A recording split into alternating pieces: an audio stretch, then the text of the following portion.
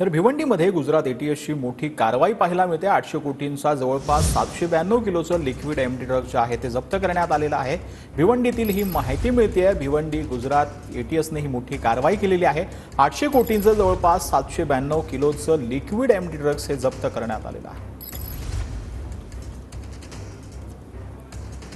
भिवंडी शहरामध्ये गुजरात एटीएस विभागाने फार मोठी कारवाई केलेली आहे, ज्यामध्ये तब्बल 792 किलो एमडी लिक्विड ड्रग्जचा जो साठा आहे तो जप्त केला आहे। त्याची किंमत आंतरराष्ट्रीय बाजारपेठेमध्ये 800 कोटी रुपये असल्याचं सांगितलं जाते।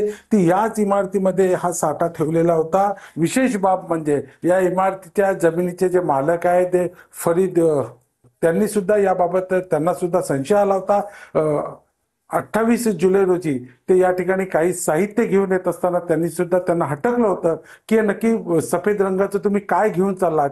तर त्यावेळेस त्यांनी ते कास्टिक सोडा असल्याचं सांगितलं होतं। भिवंडी शहरामध्ये गुजरात एटीएस विभागाने फार मोठी कारवाई केलेली असताना या संपूर्ण कारवाईपासून भिवंडी शहरातील पोलीस यंत्रणा अनभिज्ञ आहे। त्यांना कोणत्याही प्रकारची माहिती तब्बल 2 दिवस नव्हती आणि जशी गुजरात एटीएसने याबाबतची माहिती जाहीर केल्यानंतर संपूर्ण भिवंडी शहरातील पोलीस यंत्रणा या जागेचा शोध घेण्यासाठी सर्वत्रच फिरत होती।